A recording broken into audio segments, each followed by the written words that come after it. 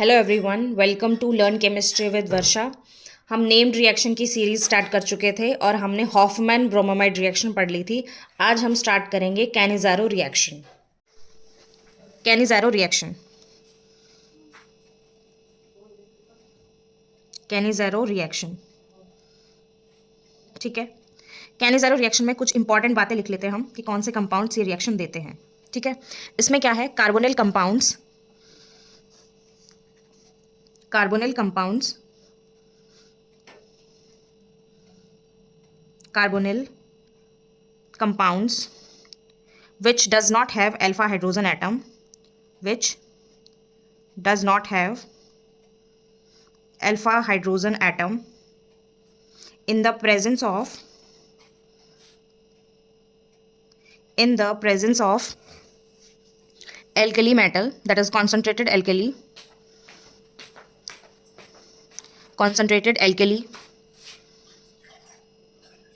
undergoes disproportionation reaction.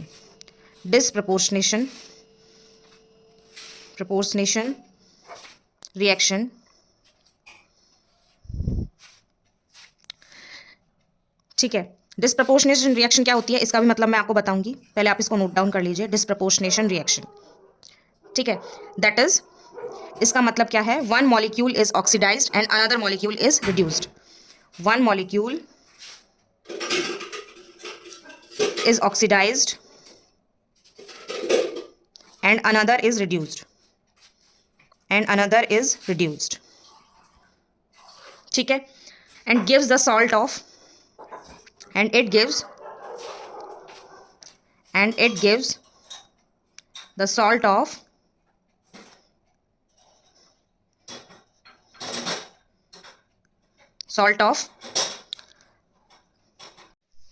monocarboxylic acid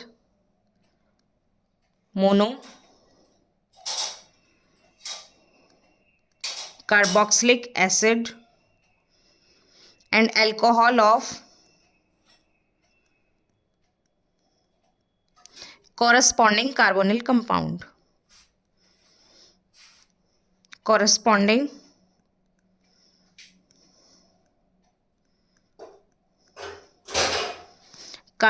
compound.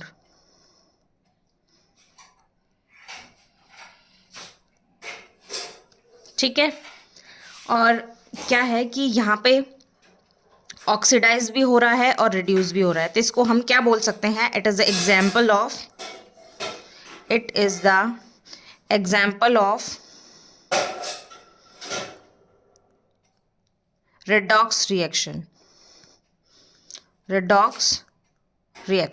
ठीक है, तो सबसे पहले इसमें हम क्या लिखेंगे, जनरल रिएक्शन लिख लेते हैं। जनरल रिएक्शन क्या है, जनरल रिएक्शन, इसमें हम दो कार्बोनिल कंपाउंड्स लेने वाले हैं और उससे क्या बनेगा वो भी हम देखते हैं, प्रोडक्ट क्या बनेगा इससे। ठीक है, तो दो कंपाउंड्स हम बिल्कुल सिंपल ले लेते हैं, दो carbonyl compound HCOOH and HCHO। ठीक है, इसमें क्या होगा, यहां पे क्या होगा, कॉन्सेंट्रेटेड एल्कली या फिर हम इसको बोल सकते हैं NaOH। स्ट्रॉन्ग एसिड होगा इसमें, सॉरी स्ट्रॉन्ग बेस होगा इसमें, और क्या बनेगा, एक का तो सॉल्ट बनेगा और दूसरे का क्या बन जाएगा, एल्कोहल। ठीक है, एक का सॉल्ट बनेगा HCOO O negative and Na positive plus CH3OH। ठीक है, एक का एल्कोहल बन गया और एक का क्या बन गया, एसिड का सॉल्ट बन गया। ठीक है, अब हम जैसे फॉर एग्जांपल साइक्लिक कंपाउंड्स ले सकते हैं इसमें। साइक्लिक कंपाउंड्स जैसे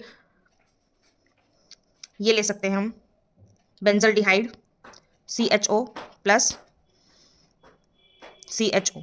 ठीक है, इसमें भी वही सेम प्रोसेस होगा, क्या बनेगा इसमें,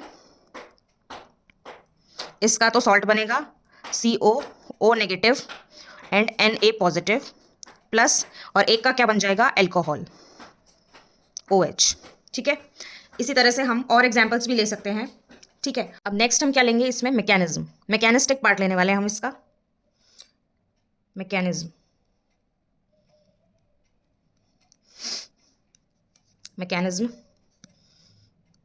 ठीक है, सबसे पहले हम क्या लेंगे, फॉर्मल्डिहाइड लेंगे,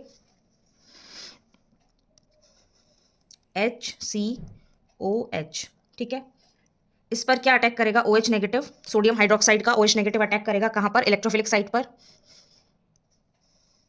यहाँ पे अटैक करेगा और ये इलेक्ट्रॉन यहाँ से यहाँ। ठीक है, तो क्या बनेगा, ये